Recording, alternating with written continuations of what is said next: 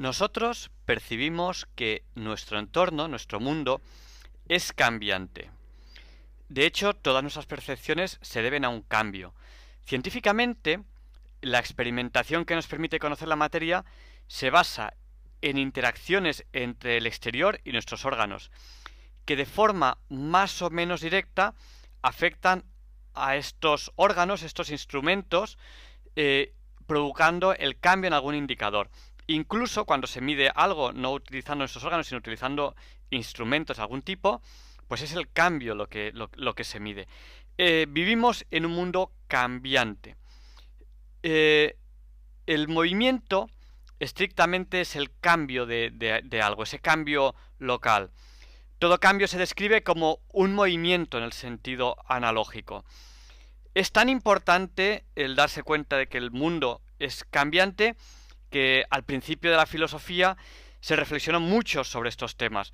Todos hemos oído hablar, por ejemplo, de Aquiles y la tortuga para intentar demostrar que el cambio, que lo percibimos todos, que es algo en nuestra realidad, en realidad era algo que no existía. Sin embargo, el cambio, el movimiento, es algo que existe en nuestro mundo.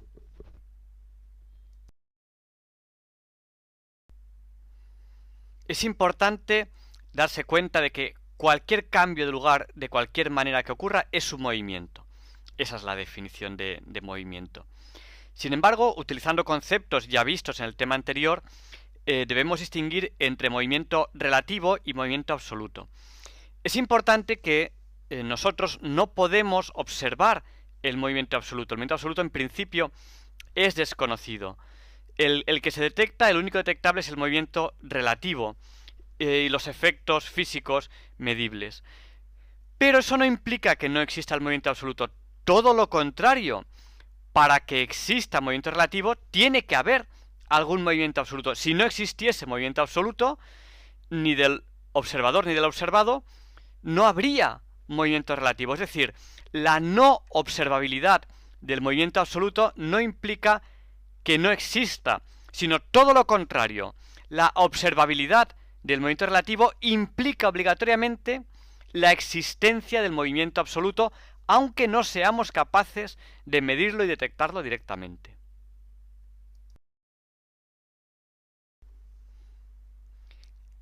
El movimiento se describe por el cambio espacial que ocurre durante un cierto intervalo de tiempo. A mí me gusta decir que la velocidad es la magnitud física que mide el movimiento. La velocidad no es la derivada del vector de posición. La velocidad se obtiene realizando esa derivada, pero no es eso. La velocidad es una medida del movimiento. Esa medida del movimiento, que se mide como esa relación espacio-tiempo, pues se puede distinguir como velocidad instantánea, velocidad media, puede ser una velocidad constante. En cualquier caso, ese cambio de posición, dado que vivimos en un mundo de 3 dimensiones, es un vector. La velocidad es un vector con su módulo, dirección, sentido y el punto al que corresponde ese vector. Llamémosle punto de aplicación, aunque ese concepto está más pensado para fuerzas que para velocidades, aunque también es correcto. Matemáticamente, la derivada del vector velocidad da un vector interesante que se llama aceleración. Sin embargo, la aceleración no es la derivada del vector velocidad. Eso es cómo se calcula. Yo pienso que es más correcto decir que la aceleración es la tendencia al movimiento. Es decir, si se tiene una velocidad dada hacia una dirección y con un sentido, y la aceleración es hacia otro lugar, eso quiere decir que esa velocidad, ese movimiento, a la larga será hacia ese otro lugar. Es decir, a mí me gusta, y ustedes prueben de hacer una definición mejor, y les animo a que me lo envíen a través de los foros, definir la velocidad como esa magnitud física que mide el movimiento, y definir la aceleración como esa magnitud física que mide la tendencia al movimiento. Pero yo les animo a que la mejoren y a que lo coloquen en los foros. Magnitud, que viene del griego magna, que significa medida.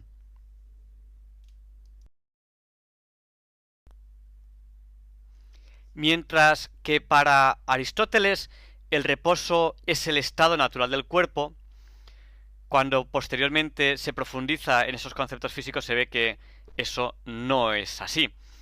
El estado natural de un cuerpo es el del movimiento. De hecho, no conocemos, no sabemos de ningún cuerpo que esté en reposo absoluto. Y si lo estuviese, no lo podríamos saber que está en reposo absoluto.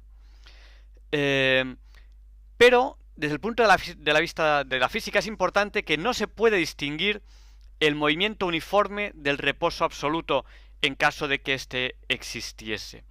Son perfectamente equivalentes. El movimiento uniforme es indistinguible del reposo mediante ningún experimento físico. Sin embargo, el movimiento acelerado tiene efectos físicos de carácter absoluto.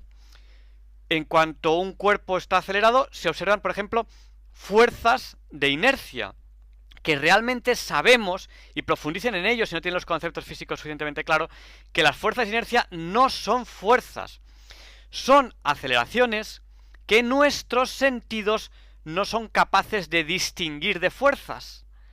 Porque la forma que tiene nuestro sentido de detectar una fuerza es o bien por presión o bien porque se manifiesta como una aceleración. Entonces nuestros sentidos detectan aceleraciones y lo interpretan como fuerza, las fuerzas inerciales. La fuerza que sentimos cuando se pone en marcha o se para un tren o un coche toma una curva. No son fuerzas realmente lo que sentimos, son aceleraciones, pero somos incapaces de distinguirlo.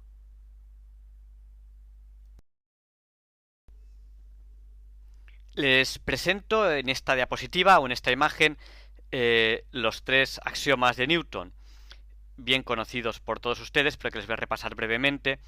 El primero es que un cuerpo continúa indefinidamente en el mismo estado de movimiento en el que se le deja si sobre él no actúa ninguna fuerza, ya sea entre comillas de reposo, dado que el reposo absoluto en principio no lo conocemos, no sabemos cuál es, o el de su movimiento uniforme, de movimiento constante, de velocidad constante.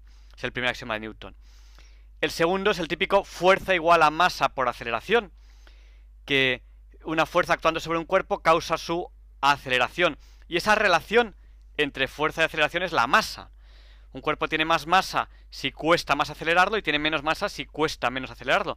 De alguna manera podríamos decir que ese segundo axioma de Newton define lo que es fuerza. Fuerza es aquello capaz de acelerar una masa. O define lo que es masa. Esa relación entre fuerza y aceleración. Y el tercero es que las fuerzas, perdónenme por la expresión, son como las cerezas, van de dos en dos, son de acción y reacción. Ahí suele haber errores de concepto importantes. Hay gente que todavía cree, bueno, digo todavía porque a veces incluso se explica mal en alguna clase de física, que por ejemplo el peso es la acción y la fuerza normal cuando ese cuerpo apoya sobre una superficie es la reacción. Pues el peso y la fuerza normal no son acción y reacción, aunque muchos piensen que sí. Y esos errores de concepto los tienen muchos simplemente porque no se ha profundizado suficiente en muchas clases de física.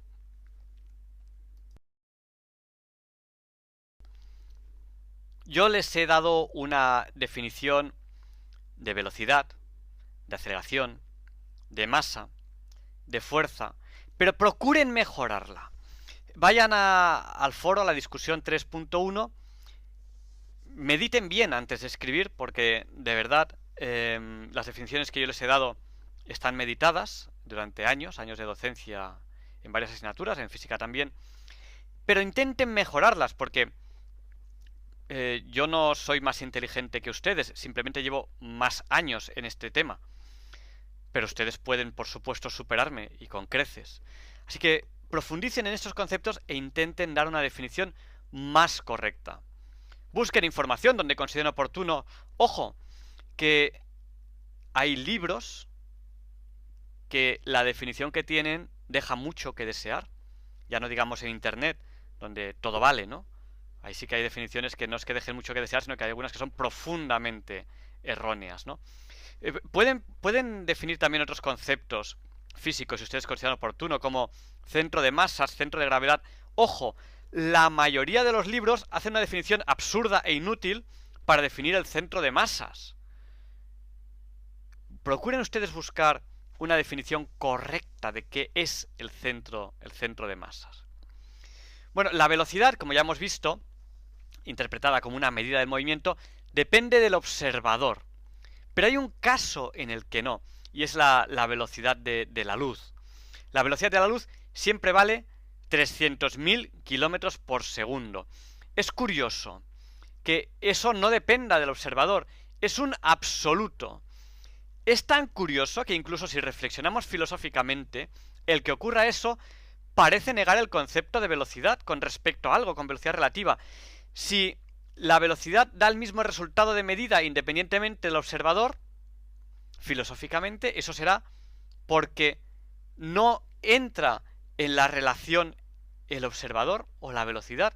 Es algo que físicamente, a fecha de hoy, sorprende porque no tiene una solución. O sea, ¿cómo es que ocurre esto?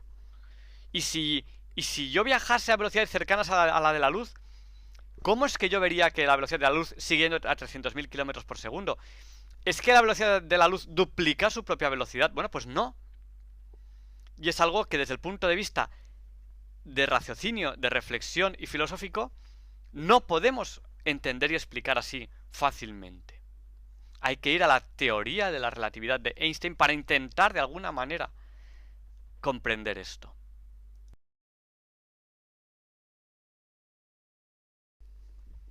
Si analizamos históricamente qué es lo que se ha pensado y meditado respecto a estos conceptos, pues por ejemplo, pues Aristóteles desarrolla sus ideas a partir de un lugar natural que asignaba a cada tipo de materia o esencia, una posición propia de las estructuras del universo.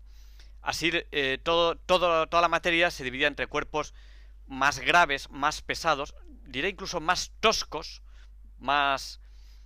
menos nobles, y aquellos más leves, más nobles. Los toscos debían ocupar lugares inferiores porque pesaban más, y los más nobles, los más leves, estaban hechos para lugares superiores. Cada cuerpo tendía a su propio lugar y tendía a estar en reposo. Aquí hay una cosa que es uno de esos errores que digo yo, ¿quién sería el tonto que lo dijo por primera vez? Perdón por la expresión tonto. Muy inteligente no era porque se lo inventó, pero quizás somos más tontos los que lo repetimos. Y es que tenemos la idea de que cuando se creía que la Tierra era el centro del universo, era porque somos egoístas, porque somos chauvinistas, porque creemos que nosotros somos lo más importante. Pues curiosamente es justo lo contrario. Esto parte de la idea aristotélica de que lo material es lo tosco, es lo poco espiritual, lo poco noble. Es decir, la Tierra está en el centro porque pesa más, porque es poco noble, es poco espiritual, es tosco, es carente de la nobleza espiritual, y por eso va al centro, va a lo pesado. Y todo lo que está alrededor de la Tierra es porque es más noble, más espiritual, más intelectual, en forma de que lo tosco y lo malo está abajo y lo noble, lo espiritual, lo divino está arriba. Justo todo lo contrario, esto que nos dicen de antiguamente se creía que la Tierra era el centro del universo porque nos creíamos los más importantes. Pues no, señor. No sé quién dijo esa tontería por primera vez, pero la hemos repetido todos. Es justo lo contrario. Se creía antiguamente que la Tierra era el centro del universo porque no tenía prácticamente valor espiritual. Porque era lo malo, lo tosco, lo pesado. Y lo noble, lo divino, lo valioso estaba por encima. Oh, ¿les sorprende? Pues me alegro de que les sorprenda. Espero que no repitan nunca más esa tontería. Porque es falsa. Nunca el ser humano creyó eso que nosotros decimos que creyó.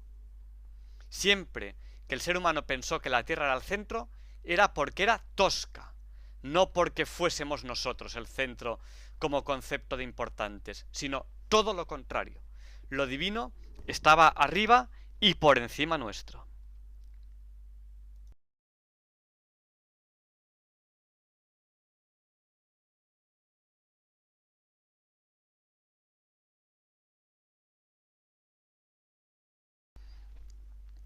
La concepción aristotélica tropieza con grandes dificultades en el hecho obvio de la experiencia.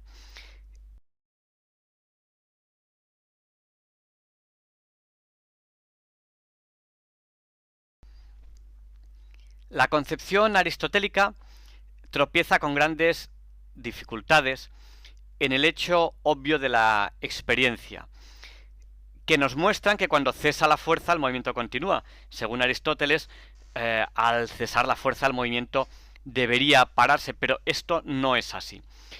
Para explicar esto se intentaron pues añadir otros términos. Por ejemplo, los escolásticos medievales introdujeron el concepto de ímpetu.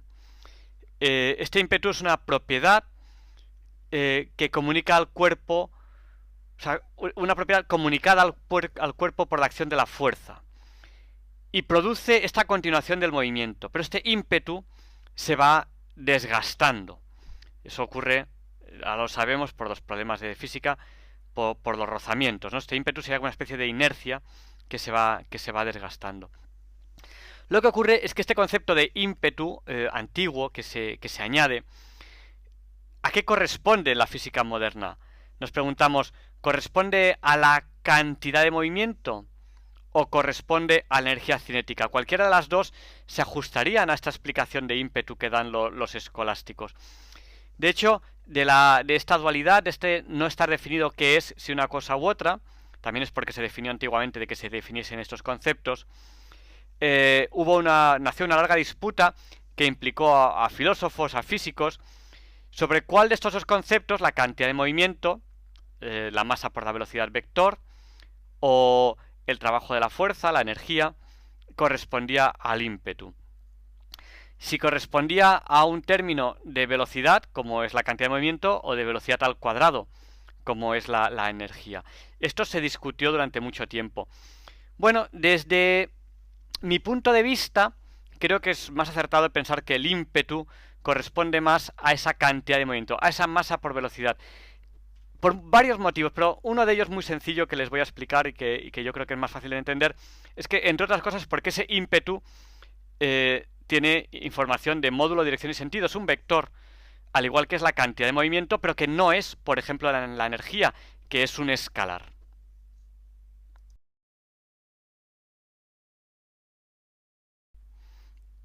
Como estos conceptos que estamos manejando son vectoriales, cuando consideramos un sólido rígido, que está formado por una agrupación de materia, varios puntos forman varios puntos matemáticos y están incluidos en ese sólido, pues se tiene también que ese sólido puede girar, es decir, estas características, el movimiento de cada uno de los puntos es diferente, pero si es rígido, si mantiene la forma, es diferente, pero no cualquiera. Es decir, dada la velocidad de 3 puntos, el cuarto punto tendría su velocidad definida, dado un sólido rígido. Incluso si es rígido, dada la velocidad de 1, conociendo una característica común entre todos ellos, que sería el giro, pues se puede calcular la velocidad de cualquier otro, ¿no? La velocidad de un punto es igual a la velocidad del otro más el producto vectorial de omega por el vector que los une. Así es como se calculan las velocidades en los sólidos rígidos. Entonces tiene que aparecer también el concepto de giro. Todas estas ideas que hemos hablado de movimiento, de alguna manera diríamos de traslación, pues también se pueden extrapolar al movimiento de rotación. Aparecen los conceptos complejos de rotación. Esta inercia que hemos hablado en traslación, pues también existe en rotación. Esto se podría resolver también como estudiando cada punto que forma ese sólido rígido por separado, pero es mucho más fácil estudiarlo con los conceptos de rotación. Las fuerzas que aparecen entre punto y punto del mismo sólido rígido son fuerzas, entre comillas, internas, que entre ellas suman 0. Están ahí. Son las que mantienen la cohesión del sólido rígido, son las que hacen que el sólido rígido se mueva como se mueve y que no se deforme, pero entre ellas la suma exterior del conjunto es 0.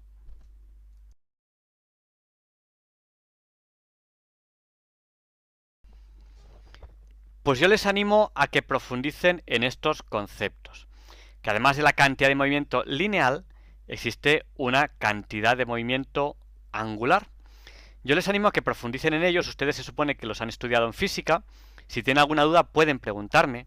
esta no es una asignatura de física, pero yo puedo explicarles cualquier concepto que vayan a necesitar de física.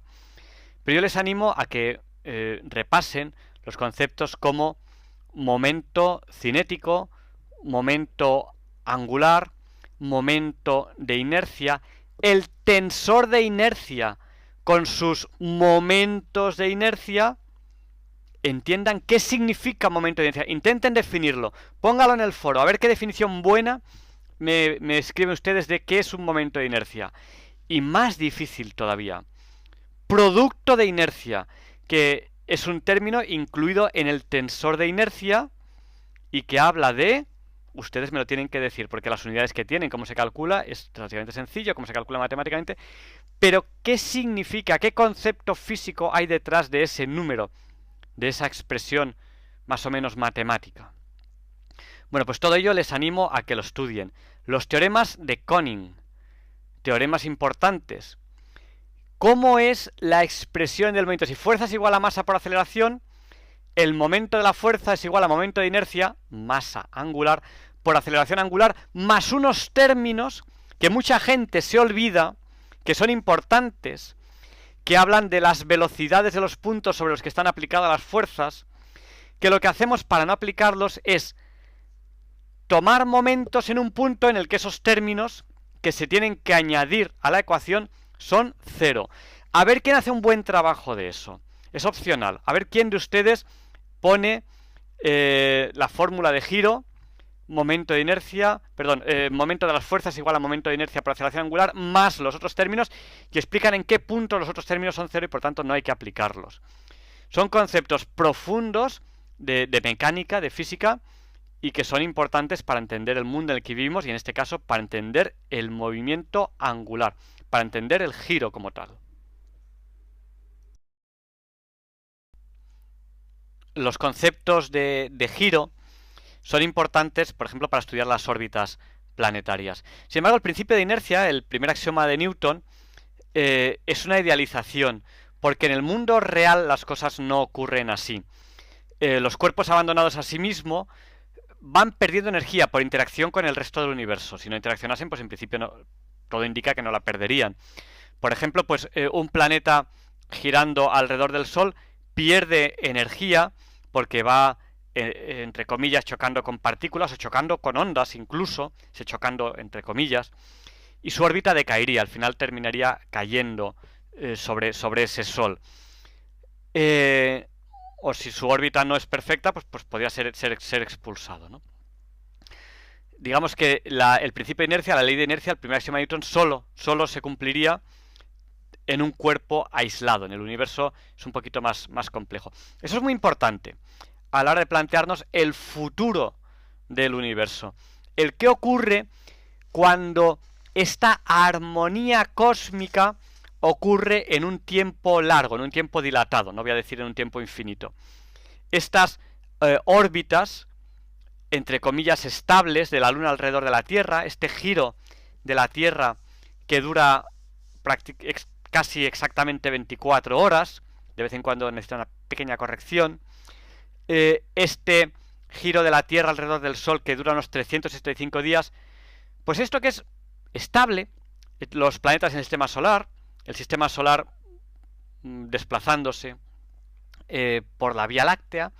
Vamos a ver, ¿qué ocurre cuando estas cosas se plantean a largo plazo? ¿Cuánto durará el día, en vez de 24 horas, dentro de tantos miles de años? ¿Cuánto durará el año terrestre, que es una vuelta que da la Tierra alrededor del Sol, eso señala el año terrestre? ¿Cuánto durará dentro de tantos miles de años? Bueno, pues el principio de inercia a largo plazo no se cumple como tal porque hay interacción de cualquier cuerpo del universo respecto a los demás.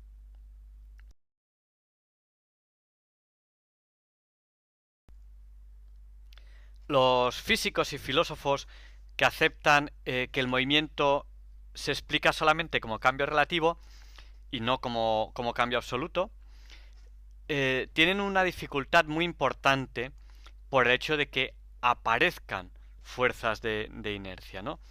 De hecho, en esto se basaba Newton para afirmar la existencia de un espacio absoluto en la aparición de fuerzas de inercia. Cuando, por ejemplo, un cubo de agua gira, el agua deja de estar, entre comillas, plana para pasar a ser una superficie curva. Según Newton, y tiene toda la lógica detrás, esto no ocurriría si no hubiese un espacio absoluto. O los planetas que están achatados, todos hemos oído hablar de que el radio en el ecuador de la Tierra es mayor que de norte a sur, ¿no? Los polos están achatados y tal. Bueno, pues eso no se explicaría si no hubiese esas fuerzas de inercia no se explicarían si no hubiese un espacio absoluto, ¿no?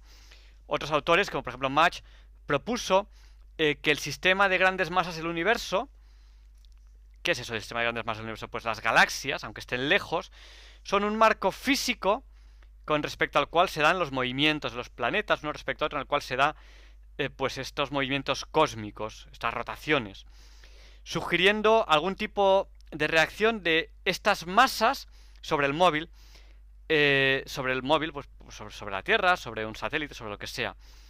Del modo que los mismos efectos podrían deberse al giro del cuerpo deformado o, atención, al giro del universo a su alrededor. Bueno, es una sugerencia que hace este autor, Mach.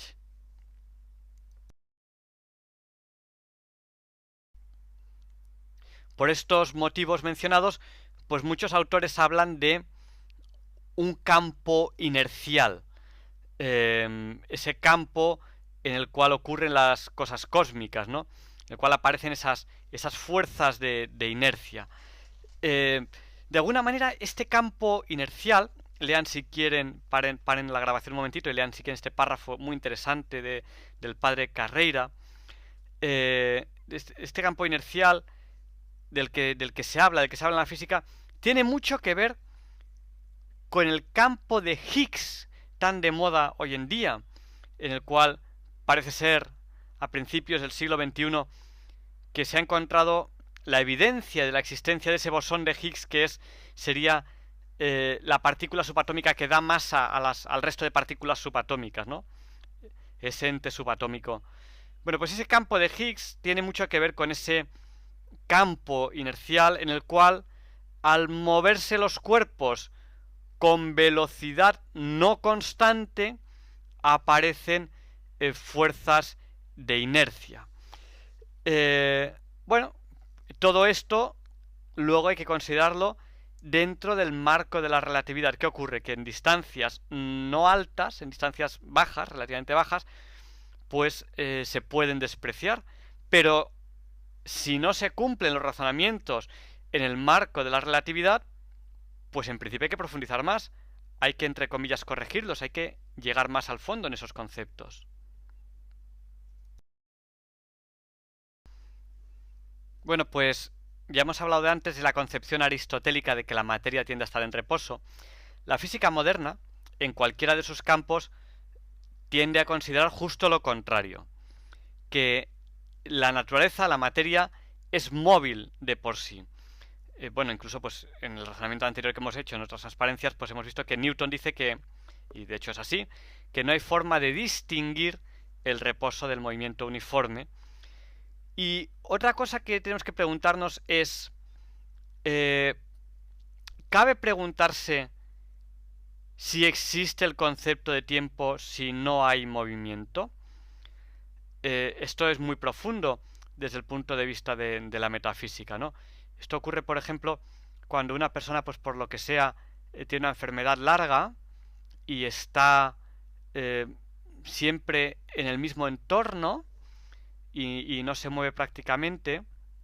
Cuando ya ha sanado y vuelve a salir a la calle otra vez y vuelve a retomar su vida normal, es consciente de que al ver limitado su movimiento ha perdido la noción del tiempo, ¿no? Los médicos dicen que es muy bueno siempre que se pueda salir a pasear con el paciente, que tenga una vida diferente a estar siempre en el mismo lugar, porque esa falta de movimiento hace que, entre comillas, no exista el tiempo. El tiempo existe realmente, en este ejemplo que estoy poniendo, pero hace que, por ejemplo, en el ejemplo que estoy poniendo, que el paciente pierda esa noción de tiempo, ¿no? Porque no observa ese movimiento. Y entonces la pregunta importante es, ¿existe el tiempo? Si no hay movimiento, como en nuestro mundo hay movimiento, no lo podemos saber. ¿Pero existiría si no hubiese movimiento? Piensen en ello.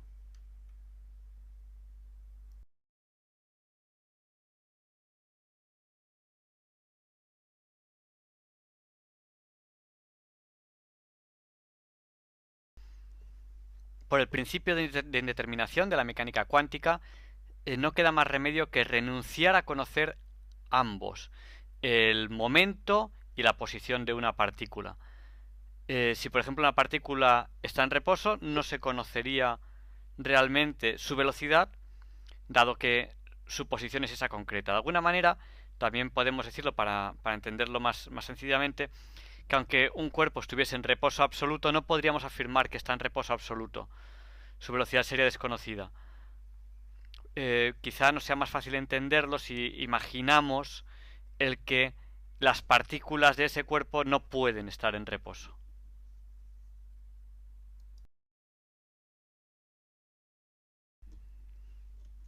En ese mismo sentido se manifiesta la termodinámica, como esa imposibilidad de reposo, porque no hay cero absoluto. Es decir, en el seno de la materia hay movimientos o desplazamientos de las partículas, de los átomos, dentro de las estructuras moleculares y de las partículas subatómicas dentro de los átomos.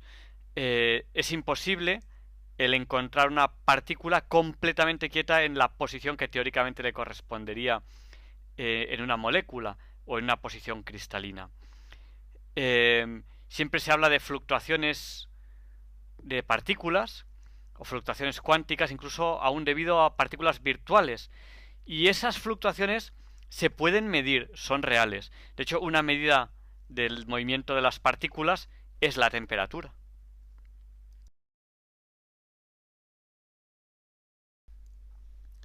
Al hablar del espacio en los temas anteriores, quedó claro que el cambio de lugar solamente es detectable con relación a un sistema de referencia. Su realidad es de carácter absoluto, pero solamente se puede medir en movimiento relativo. En esa forma de hablar, que le llamamos carga localizante, una forma de decir pues que hay una propiedad que se refiere a la localización de los cuerpos, esa carga localizante, cuando cambia, es lo que se llama pues un movimiento, una velocidad. Si ese cambio es constante, es un movimiento absoluto.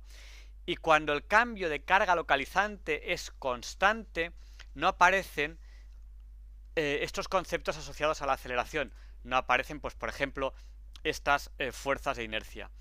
Cuando el cambio de velocidad no es constante, es cuando aparecen estos fenómenos asociados a la aceleración, como por ejemplo podrían ser las fuerzas de inercia, ¿no? Digamos que, de alguna forma, el ritmo de carga localizante es la velocidad absoluta del móvil, independientemente de la referencia. Es importante que no hace falta una referencia para esto, pero solamente las diferencias de cambio de ritmo tienen efectos físicos. Es decir, solamente las aceleraciones se manifiestan como efectos físicos, la velocidad constante no se manifiesta como efecto físico. Pues, entendiendo que solamente las diferencias de ritmo de cambios tienen efectos físicos, se trate de diferencias simultáneas, en el caso de más de un móvil, velocidad relativa, o en diferencias sucesivas, fuerzas inerciales en el móvil, etc.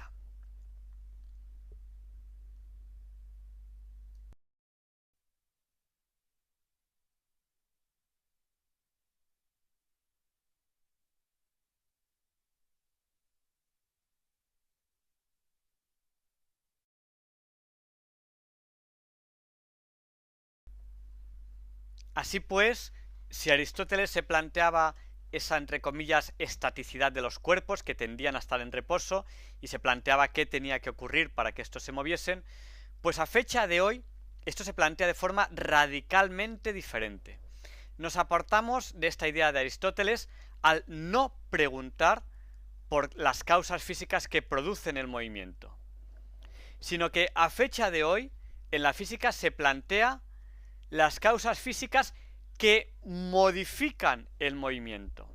Es decir, a fecha de hoy no nos planteamos qué produce la velocidad, sino que a fecha de hoy nos planteamos qué produce el cambio de velocidad, qué produce.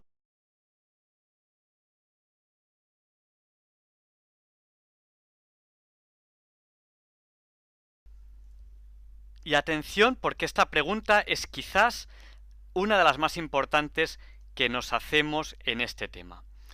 ¿Es el movimiento algo continuo? ¿Cuál es la naturaleza del espacio y del tiempo? ¿Es el espacio realmente algo continuo? ¿O hay un movimiento, por pequeño que sea, que es el más pequeño que se puede realizar y no hay ninguno más pequeño que ese? Toda continuidad implica muchas cosas, implica una divisibilidad indefinida. Sería una divisibilidad indefinida tanto del espacio como del tiempo para hablar de un movimiento continuo en sí. Esto da dificultades lógicas muy serias si se intenta aplicar a la realidad. Vamos a ver. Quiero que hagan ustedes una reflexión muy importante. Imagínense que esta carga localizante se debe a algo concreto, igual que la carga eléctrica se debe al electrón, por ejemplo, ¿no? O sea, inicialmente se descubre la carga eléctrica, se descubre que hay unos fenómenos de carga eléctrica y no se conoce el electrón, se definen esos fenómenos, se estudian, y luego más adelante es cuando se descubre que hay un electrón que es el que produce esa carga eléctrica. Bueno, a fecha de hoy estamos hablando de una carga, por hacer una analogía, localizante. Bien, tiene que haber algo que produzca esa carga localizante. Imaginémonos una especie de electrón, pero localizante. O sea que hay algo, una partícula subatómica, que es la que da la posición de las cosas. Bueno, pues el hecho de que el espacio y el tiempo sean continuos, en este caso, pues por ejemplo el espacio, si hablamos de carga localizante, el hecho de que el espacio sea continuo quiere decir que esa partícula que da la posición, es partícula por decirlo de alguna manera, ¿no? Esa partícula entre comillas que da la posición, esa carga localizante es indivisible. Perdón, es divisible. Es decir, se puede dividir tanto como se quiera. ¿Por qué? Porque si el espacio es continuo, se puede estar aquí o infinitamente cerca a un lado, infinitamente cerca. Es decir, eso que produce la localización, eso que produce la carga localizante, tiene un valor infinitamente pequeño porque se puede dividir infinitamente pequeño. Bueno, eso no es fácil, no está resuelto el problema.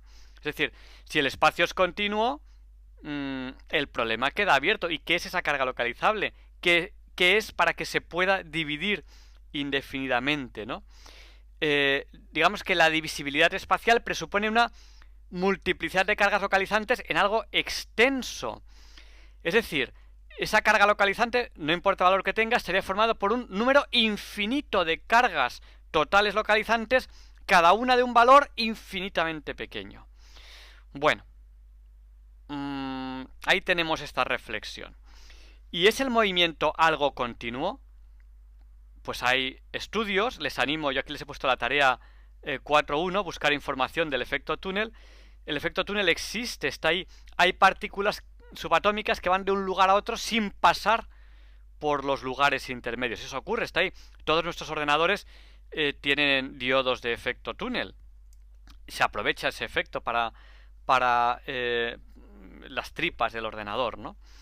Bueno, pues estudien un poco ese efecto túnel. ¿Cómo se puede pasar de un lugar a otro sin pasar por en medio? Es una realidad física, eso está ahí, eso ocurre. Se puede repetir en laboratorio tantas veces como se quiera. Y el hecho de que eso ocurra nos da mucho que pensar. ¿Es el espacio de verdad un continuo? ¿Es el tiempo de verdad un continuo? ¿Es el movimiento de verdad un continuo? Pensemos en ello.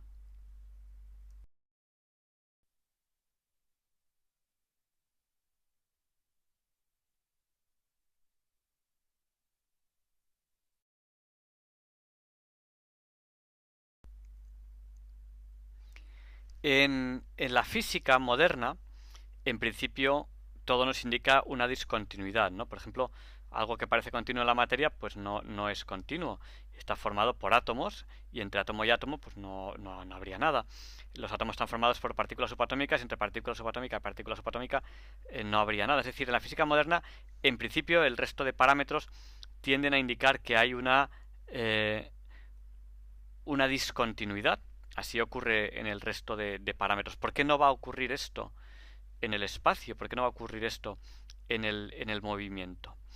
Me gustaría que reflexionasen sobre ello. Pero, por ejemplo, la ciencia actual sugiere, y voy a dejarlo en sugiere, una distancia de Planck mínima. Es decir, una distancia que sería indivisible, que no habría ningún posible movimiento, ninguna posible distancia entre absolutamente nada que fuese más pequeño que eso. Esa distancia es 10 elevado a la menos 33 centímetros. Y también habría un tiempo de Planck mínimo, que son 10 elevado a menos 44 segundos, aproximadamente, no son números exactos. Estos valores mínimos de espacio y de tiempo son el resultado de combinar constantes físicas, como la constante de Planck, la constante de gravitación universal, la velocidad de la luz, etc. Según esta sugerencia, pues ya he dicho, no habría ningún tiempo más pequeño que esto, nada ocurriría en menos tiempo que esto, ni habría ninguna posición que fuese más pequeña que esta, ninguna posible distancia más pequeña que esto. Bueno, es una sugerencia relacionando constantes físicas que están ahí, que son reales, pero no es más que eso, no hay nada que lo haya demostrado. Yo incluso me pregunto si es demostrable, ¿no? Si ese tiempo de Planck existiese y no hubiese ningún tiempo más pequeño que ese, ¿cómo podríamos demostrar que lo hay o que no lo hay, ¿no? Si ningún aparato de medida podría medir menos que eso. O sea que sería algo, incluso en un futuro, por mucho que avance nuestra técnica, nuestra tecnología, nuestra ciencia, muy difícil de demostrar. Bueno, pero estos valores mínimos que se obtienen como digamos, una relación entre constantes físicas, ¿por qué no? Pero ¿por qué sí, no? O sea, ¿y por qué esa relación y no otra? Son números sobre el papel. No hay nada experimental detrás de ello. Bueno, es una posibilidad, una sugerencia física que queda ahí. Esa distancia mínima de Planck y ese tiempo mínimo de Planck. El cociente de ambos es la velocidad de la luz en el vacío, que es la única velocidad absoluta aceptada por la relatividad. Si no lo conocen, profundicen en ello. Es un tema muy interesante, esto de la distancia mínima de Planck y el tiempo mínimo de Planck.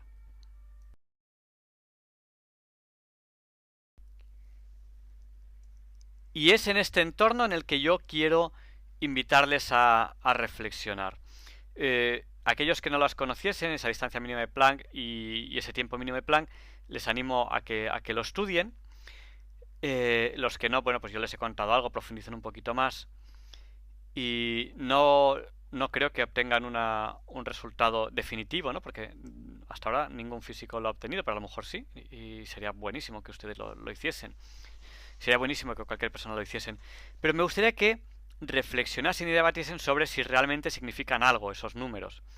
Ese 10 elevado a menos 33 centímetros, ese 10 elevado a menos 44 segundos, ¿significan algo en la realidad? No vamos a poder medirlo, por lo tanto va a tener que ser una reflexión, no podemos hacerlo por física esto, tenemos que hacerlo por metafísica, más allá de la física. ¿Existe realmente una distancia entre casilla y casilla en el espacio y no puede colocarse nada entre medio de esa distancia? Sería la distancia de Planck, 10 elevado a menos 33 centímetros. Habría un tiempo mínimo de Planck. Imaginemos que hablamos de tiempo. El tiempo siempre lo medimos por variaciones. Si no hay una variación, ¿cómo vamos a medir el tiempo? Y los fenómenos con los cuales medimos la variación tienen una duración determinada. Pues hagamos una reflexión. Imaginemos que conseguimos detectar la variación más rápida de todo el universo. Decimos, esto ocurre en tanto tiempo. Sí, pero es que hay tal otra cosa que ocurre en menos tiempo. Bueno, sí, pero es que hay otra que ocurre en menos tiempo. Bueno, pero es que hay otra... Imaginemos que conseguimos detectar aquello que ocurre en menos tiempo de todo. ¿Sería eso el tiempo mínimo? No hay nada en el universo que dure menos que eso. Yo qué sé, lo que sea. ¡Pum! Un fenómeno físico que dure tanto tiempo. No hay nada que dure menos que eso en el universo. ¿Es eso el tiempo mínimo? Bueno, pues ahí tenemos mucho que reflexionar, mucho sobre qué pensar y mucho sobre compartir. Les dejo ahí la discusión 4.2 para que compartamos nuestros razonamientos. Antes de escribir, piénsenlo bien, reflexionen bien. Hay que profundizar mucho, si no, pues estamos dando opiniones sin fundamento, que en esta asignatura no son valiosas. Luego cuando salgamos con nuestros amigos a tomar algo, pues son valiosísimas y tal. Pero en esta asignatura todo lo que digamos tiene que estar muy meditado y muy justificado y muy razonado detrás.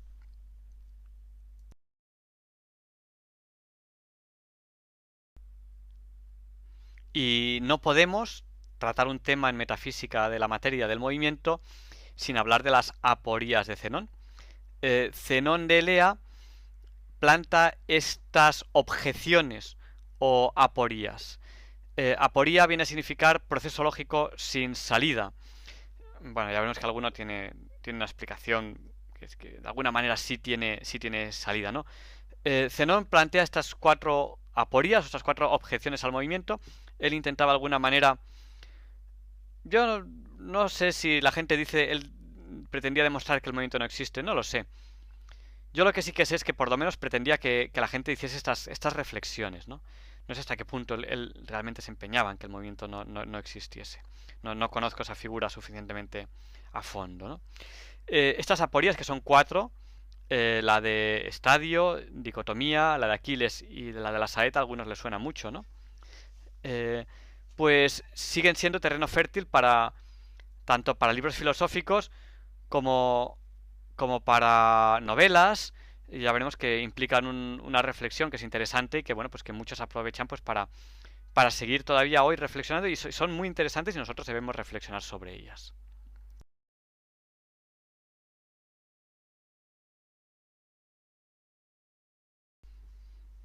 La primera aporía es muy interesante desde el punto de vista de la reflexión, aunque a fecha de hoy podríamos decir que está superada, sin ningún tipo de dificultad. Se trataría de un corredor que está corriendo y por lo tanto tiene movimiento, un movimiento que se manifiesta en una velocidad. Pero ese corredor es observado por otros corredores que también están corriendo.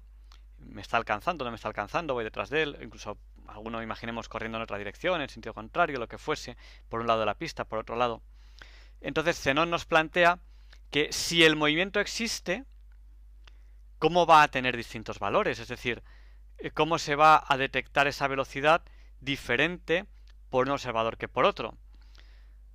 Bueno, pues en ese momento es una reflexión muy importante. A fecha de hoy está superada. ¿Por qué? Porque la solución es evidente. Los corredores lo que observan son velocidades relativas. Y las velocidades relativas son diferentes. Y el hecho de que las velocidades sean relativas sean diferentes no implica la no existencia de velocidad absoluta. Todo lo contrario. Los conceptos de velocidad relativa y velocidad absoluta dicen que solamente hay una velocidad absoluta, pero que si el observador es móvil, la velocidad relativa es diferente a la absoluta. Entonces el hecho de que haya distintas velocidades relativas no implica la no existencia de velocidad absoluta, sino que apoya la existencia de velocidad absoluta. A fecha de hoy esta aporía no tiene más misterio, pero bueno, es una reflexión que en su momento fue muy importante y a nosotros también nos puede ayudar a fecha de hoy. La dejamos aquí porque la damos por zanjada. Es posiblemente la más sencilla de todas.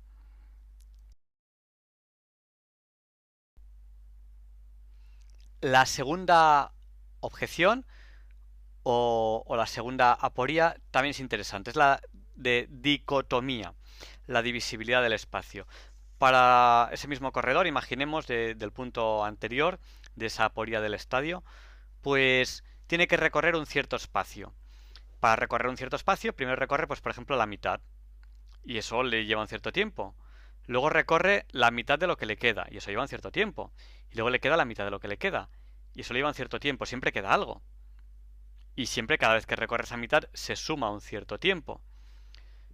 Por lo tanto, según esta aporía, le llevaría un tiempo infinito recorrer el total porque siempre que pasado un cierto tiempo recorre la mitad, le queda todavía más que recorrer, recorre la siguiente mitad y recorre algo más que recorrer. Bueno, es una reflexión muy interesante. Sin embargo, Zenón nos está haciendo una trampa.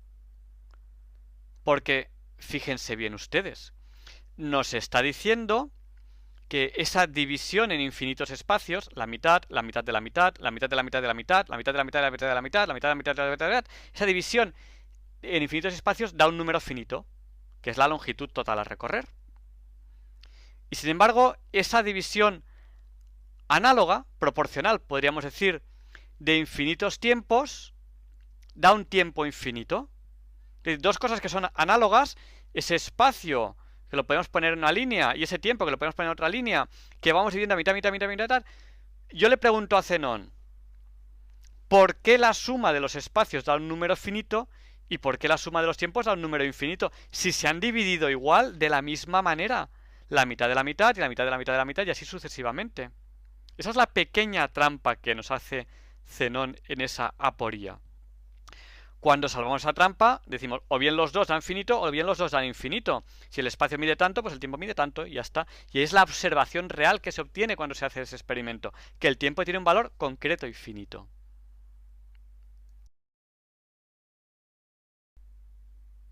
Y voy a aprovechar esta aporía para hacer una reflexión con ustedes, que yo creo que es muy importante y para metafísica es muy importante. Y es que no todo lo que sea lícito en matemáticas corresponde a una realidad. Tendemos demasiado a pensar que esto es así. Todo lo que sea en matemáticas de una cierta manera tiene que corresponder obligatoriamente a una realidad, ¿no? En matemáticas hacemos mucha suma infinita de sumandos, hacemos límites, hacemos integrales, hacemos muchas veces suma infinita de muchas cosas. Bueno, díganme ustedes una suma infinita de algo en el mundo real, ¿no? ¿Es el océano una suma infinita de gotas de agua? No, es una suma finita, por pequeñas que sean las gotas de agua, ¿no? Entonces, el decir que todo lo que matemáticamente puede ser de una manera corresponde obligatoriamente a una realidad es algo, digamos, peligroso. Yo entiendo que es uno de los grandes errores que solemos cometer hoy en día, que las matemáticas son muy importantes, pero desde mi punto de vista eso en concreto es sobrevalorar las matemáticas. Yo incluso me planteo, estamos a principios del siglo XXI, llevamos 30 y pico años con la teoría de cuerdas, donde los desarrollos matemáticos de toda la teoría de cuerdas son fenomenales, pero no hay ni una sola observación que demuestre que eso es verdad. Ese es un ejemplo en el que yo me planteo, y aquí queda grabado, a lo mejor dentro de 100 años alguien hace referencia a esta grabación, de mira este lo que decía. Si hoy en día eres físico y dices que no crees en la teoría de cuerdas, vamos, es como decir, yo qué sé, vamos, a la hoguera, directamente. Quedas expulsado del mundo de los físicos. Sin embargo, toda la teoría de cuerdas se basa única y exclusivamente en las matemáticas, no hay ninguna observación real que la apoye. No estamos sobrevalorando las matemáticas. A ver si un día resulta que descubrimos que toda esa teoría que lleva 30 y pico años desarrollándose es todo mentira. Que todo lo que han estado haciendo todos los físicos del mundo durante 30 años no vale para nada, hay que tirarlo toda la basura. Pues no me sorprendería nada que ocurriese. Porque no hay una demostración empírica real detrás. Todo es matemática. Si eso ocurre, me pregunto yo qué ocurrirá en la debacle de toda la física de estos últimos 30 años. Bueno, aquí queda esto grabado, esta reflexión. ¿Y si toda la teoría de cuerdas fuese mentira? Bueno, pues esto le pasa en la segunda aporia de Zenón, que las matemáticas no tienen por qué tener obligatoriamente ligada una realidad detrás de ellas. Hay muchas operaciones matemáticas que son lícitas en matemáticas y que no tienen ningún significado material y real detrás.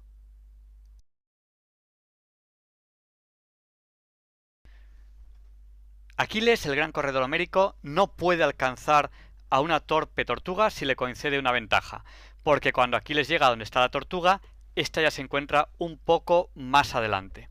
Y así sucesivamente. De modo que es un problema de coincidencia, nunca coinciden en el mismo punto. Bueno, puede intuirse que Zenón, con esta aporía, presupone una velocidad decreciente de Aquiles, o una parada en cada punto y su consecutivo, en cada punto que anteriormente estaba ocupado por la tortuga. Pero el problema tiene fácil solución si en lugar de plantear cuando Aquiles llega al punto donde anteriormente estaba la tortuga, se plantea cuando ambos coinciden. Es un problema de resolución numérica relativamente fácil y tiene solución relativamente fácil. De hecho, este es el ejercicio 2.3. Resuelva numéricamente en qué tiempo Aquiles alcanza una tortuga. Pongan la velocidad v mayúscula si quieren la de Aquiles, v minúscula si quieren la de la tortuga, pongan una ventaja, una distancia de ventaja d y resuelvan el problema. Tiene fácil solución. Otra vez estamos en una aporía parecida a la anterior, en la que se entiende que el tiempo es divisible infinitamente y el espacio es divisible infinitamente, cosa que es discutible, por lo menos, y, y que la suma de infinitos espacios da un espacio finito y que la suma de infinitos tiempos da un tiempo infinito. Pues habría que ver por qué la suma de infinitos espacios da finito y la suma de infinitos tiempos da infinito. Habría que ver el por qué. Los límites o los sumatorios de infinitos términos no tienen por qué dar infinito.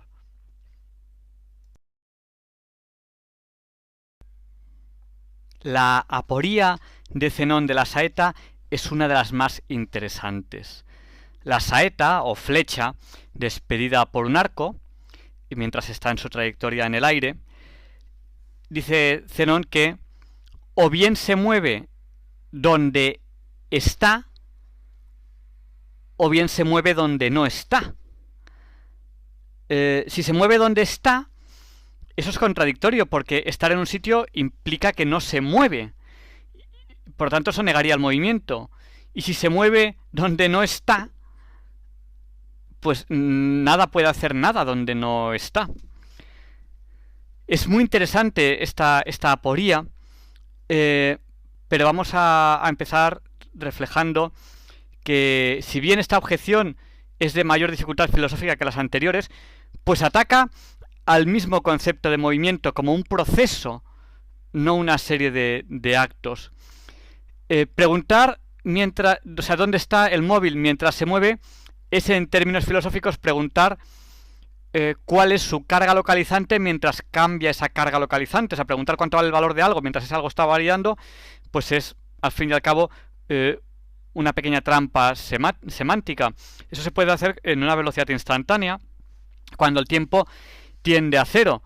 Pero el tiempo no puede realmente ser cero, porque si el tiempo es cero no se puede medir nada. Estamos aquí en una aporía importante con una trampa semántica hecha de muchísimo valor filosófico para meditar en ella.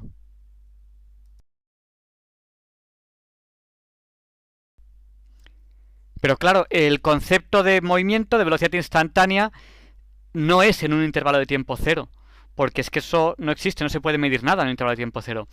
Es en un intervalo de tiempo pequeño. Matemáticamente se suele decir que tiende a cero. Por lo tanto, en el supuesto de continuidad de movimiento hay que decir que el móvil no está realmente en ningún sitio, porque durante el movimiento en ningún instante está en un espacio determinado, en una casilla determinada, sino que durante el movimiento siempre está pasando de una casilla a la otra. El movimiento implica ese movimiento, ese cambio de posición. Claro, que el movimiento implica movimientos es claro, ¿no?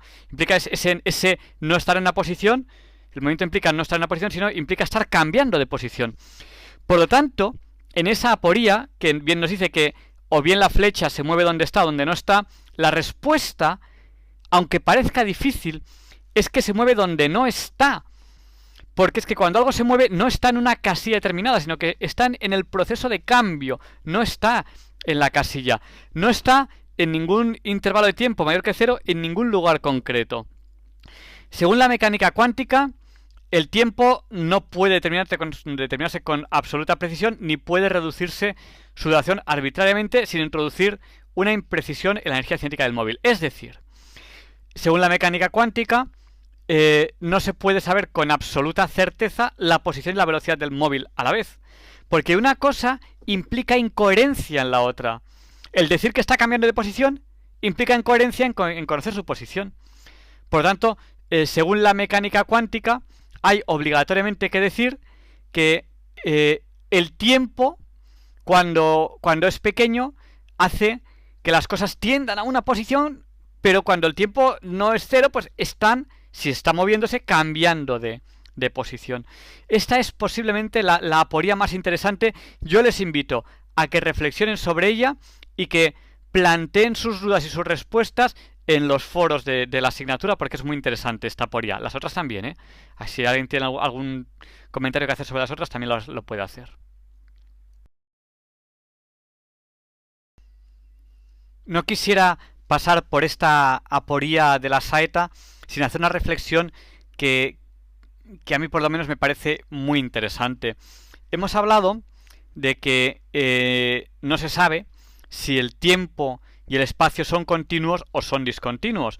Hemos hablado de ese tiempo de Planck y de ese espacio de Planck. Imaginemos que fuesen discontinuos, que hubiese un tiempo mínimo o un espacio mínimo, cosa que no es tan absurdo porque si vemos todos los fenómenos del universo, el tiempo existe porque hay variación, si no, pues es difícil, por lo menos percibirlo, ¿no? Percibir ese tiempo. Pero también es filosóficamente discutible, no digo que no se pueda llegar a la solución, ver si el tiempo existe si no hay movimientos, ¿no? Pero que el tiempo se percibe por lo menos con los cambios. Bueno, pues hay algo en el universo que es el cambio más rápido que hay. Algo habrá que... esto es lo más rápido que hay. Esto es el cambio que se produce en menos tiempo posible. Ah, bueno, pues entonces no podemos percibir un tiempo menor que ese, porque ese es el tiempo, el fenómeno de intercambio más... o de cambio más rápido que hay, ¿no? En cuanto a que el espacio fuese discontinuo, bueno, pues es que la mayoría de magnitudes físicas son discontinuas. Por ejemplo, la carga eléctrica es discontinua.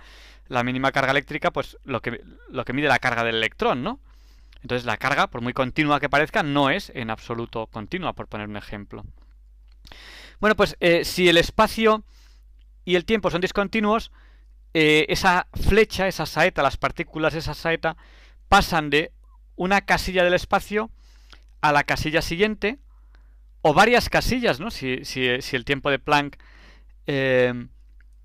es, entre comillas, más lento que el movimiento de una casilla a la otra, o sea, ocurre con un intervalo que en ese intervalo de tiempo pasa varias casillas más, no solamente una, ¿no? Casillas es una forma de hablar.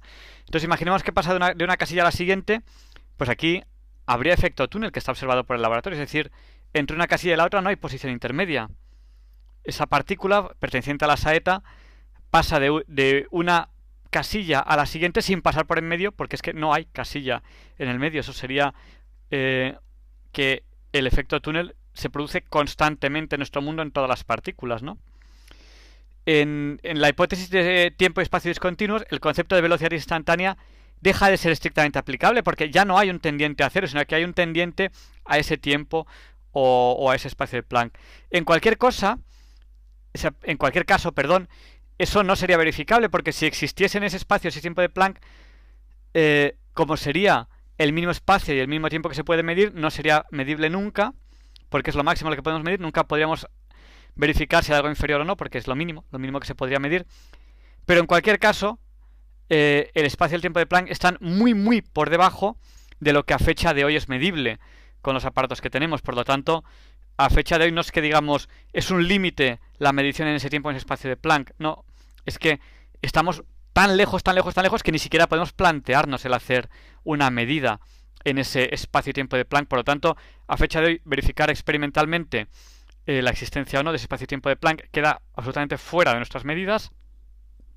Pero incluso si existiesen, teóricamente no habría forma de medirlo, porque como no hay un tiempo más pequeño y un espacio más pequeño, ¿cómo hago para medirlo, no? Puedo decir he llegado hasta aquí, pero ¿cómo puedo verificar que no hay algo más allá si no puedo medirlo? Piensen en ello.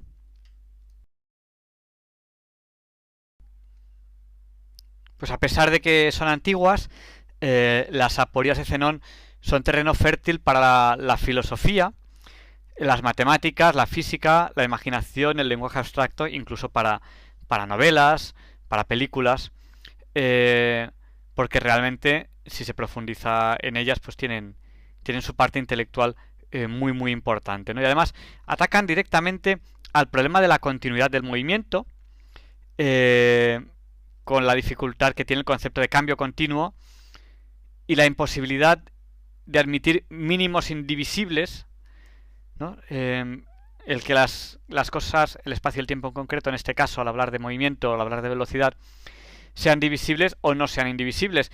Como a fecha de hoy no hay una certeza ni de una cosa ni de la contraria, pues y se encuentra contradicciones en ambas, ¿no? Filosóficamente, pues cualquiera de las dos tiene problemas a resolver importantes, y en física también, físicamente tiene problemas a resolver muy importantes, pues las aporías siguen siendo ahí terreno fértil y dan mucho que reflexionar, y en algunas de las cosas no hay una solución que se pueda decir, pues esta es la solución y ya está.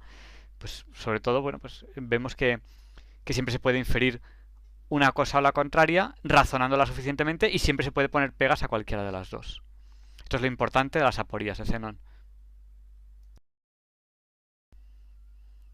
y se puede hacer esta reflexión. Quizás demasiado atrevido llamarlo reflexión final, pero estamos planteándonos si las propiedades que medimos son infinitamente divisibles o no. La temperatura, por ejemplo, la densidad, la energía cinética, bueno, pues aunque nos parezca increíble, la carga eléctrica, la mayoría de ellas no son infinitamente divisibles. Me explico, la masa, por ejemplo, pues hay una mínima variación de masa, que es la masa que tiene pues el átomo más pequeño o la partícula que se le puede añadir a la sustancia más pequeña. Esa es la mínima variación de masa que puede tener algo, ¿no? Es decir, no hay una continuidad en la masa. Hay una pequeña variación que no se puede hacer porque, bueno, pues, ¿qué es lo mínimo que le podemos añadir a un cuerpo? Pues como mínimo le podemos añadir esta masa, ¿no? Lo que pese alguna de las partículas subatómicas que podamos añadir a ese cuerpo. Lo mismo ocurre con las otras magnitudes, ¿no? Con todas aquellas que dependan de la masa, de la carga eléctrica, ¿no? La temperatura, por ejemplo, es un movimiento de partículas. Entonces, bueno, cabe preguntarse si hay espacios mínimos y tiempos mínimos. No lo sabemos, pero simplemente observando a nuestro alrededor vemos que la mayoría, o sea, que en general, no voy a decir la mayoría, sino voy a decir en general, las magnitudes físicas, aquello que se puede medir, magnitud que viene del griego magna, que significa medida, en general son discontinuas, es decir, hay un mínimo en que ya no se puede dividir más. Entonces, si en general las magnitudes físicas no son infinitamente divisibles, ¿por qué va a serlo el espacio y el tiempo? Y hemos visto que hay razonamientos que nos invitan a pensar que el espacio y el tiempo no son infinitamente divisibles. ¿Demostrable? Bueno, estamos en metafísica. Si fuese demostrable, ya estaríamos en física, ya habría alguna forma de demostrarlo. Hasta ahí llega nuestro razonamiento, nuestro pensamiento. Es interesante. Ojalá alguno de ustedes aporte un dato más que nos invite a pensar más en un sentido que en el otro. Y si es razonable y es lo más lógico, lo aceptaremos como más lógico, mientras no haya otro razonamiento en sentido contrario que sea todavía más lógico. Así funciona la metafísica de la materia. Y aunque en esta asignatura de metafísica de la materia hay un tema concreto de teoría de la relatividad, pues vamos a comentarles aquí algo, ¿no? Bueno, pues en principio, como no se puede medir las velocidades absolutas, todas son relativas, pues parecería lógico, como ocurre con el resto de las cosas, que algo que se mueve en el espacio, como puede ser por ejemplo la luz, ya que nosotros estamos en movimiento, pues viésemos que se mueve más deprisa en un sentido o en una dirección que en otro sentido o en otra dirección. ¿Por qué? Porque habría que sumar o restar su velocidad a la nuestra. Pero ya en 1887 Michelson y Morley demostraron que esto no era así.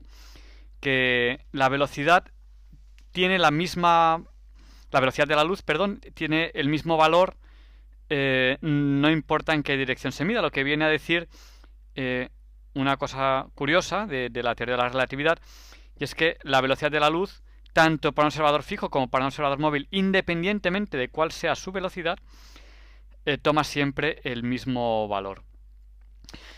En cuanto al movimiento, en velocidades cercanas a la luz, es que nada puede ser acelerado a la velocidad de la luz, porque la masa es lo que cuesta acelerar las cosas, la masa es una medida de lo que cuesta acelerar las cosas, pues la masa aumenta según aumenta la velocidad. Y si bien a velocidades, vamos a decir, entre comillas, pequeñas, como puede ser las nuestras, las que estamos acostumbrados a manejar, esto aumenta muchísimo más, iba a decir exponencialmente, aunque no sé si es del todo correcto, es decir, usar la palabra exponencialmente en este caso, pero aumenta muchísimo más a velocidades altas.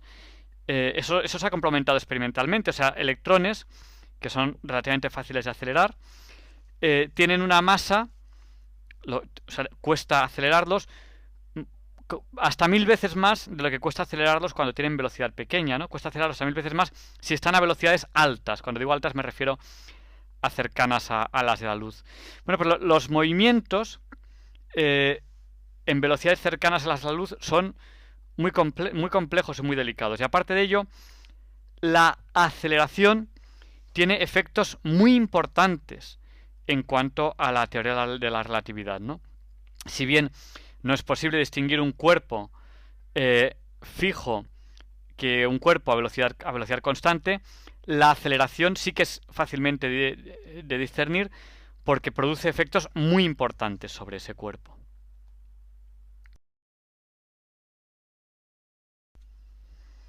Y si la velocidad de la luz es una constante absoluta para todo observador con cualquier tipo de movimiento uniforme, no pueden serlo las medidas del espacio y del tiempo, que deben depender del estado de reposo o movimiento con respecto a los instrumentos de medida de espacio, digamos los metros o las reglas de medida, o los de medida de tiempo, los relojes, ¿no?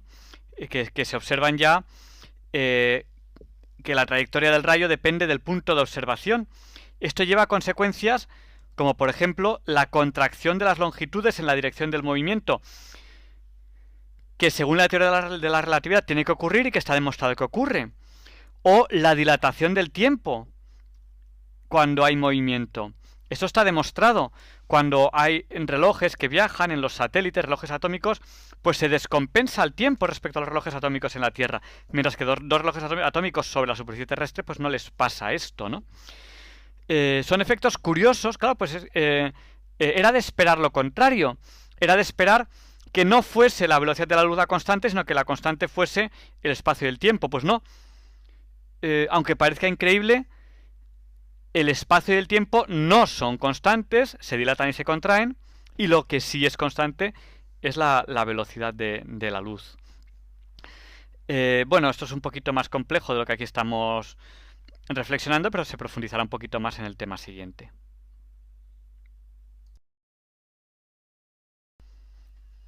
Y en nuestro mundo, en el mundo de las velocidades, vamos a decir bajas, lejanas a las de la luz, estamos acostumbrados a que cuando dos cuerpos se cruzan con direcciones parecidas y sentidos opuestos, la velocidad relativa de uno respecto al otro es la suma de ambos, ¿no? Dos coches que se cruzan a 40 km por hora cada uno, pues la velocidad relativa que un observador, que un conductor percibe del otro es 40 más 40, 80, ¿no?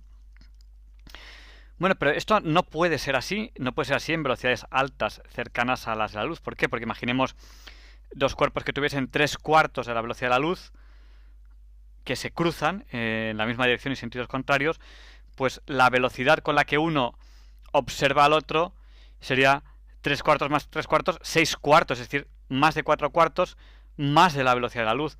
Bueno, pues la teoría de la relatividad tiene que corregir estos conceptos, porque esto no puede ser, no puede haber nada que vaya más deprisa que la velocidad de la luz, ni en medida absoluta ni en medida relativa. Entonces, pues por ejemplo, esta fórmula que les coloco ahí, pues es por ejemplo la que da la velocidad relativa de un cuerpo respecto al otro cuando tienen velocidades altas, ¿no? Que claro, da prácticamente lo mismo si son velocidades bajas, es decir, 40 más 40 km por hora, pues da 80. Pero 3/4 de la velocidad de la luz más 3/4 de la velocidad de la luz no da 6/4, da menos de la velocidad de la luz. En cualquier caso, estos fenómenos curiosos de dilatación en el tiempo y contracción del espacio, pues se va a hablar de ellos en los capítulos concretos de esa asignatura que trate la teoría de la relatividad.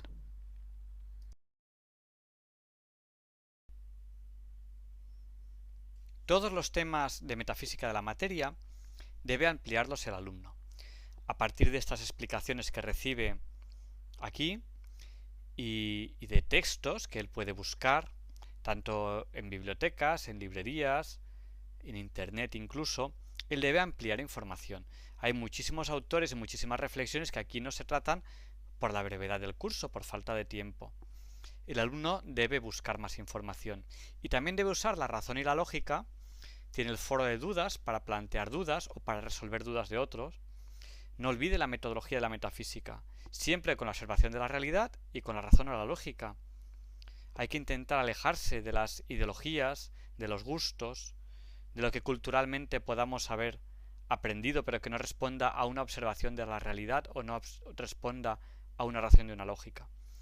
Invito a todos los alumnos, aquel que quiera, a que con lo que amplíe cualquiera de estos temas, que realice un breve trabajo, como él considere oportuno, escrito, o a principios del siglo XXI, usando audio, usando vídeo si lo considera oportuno, realizando una presentación si lo considera oportuno con algún programa como PowerPoint, que nos demuestre a los demás y que nos muestre lo que ha razonado sobre estos temas. Es muy importante, y que lo ponga en común con nosotros.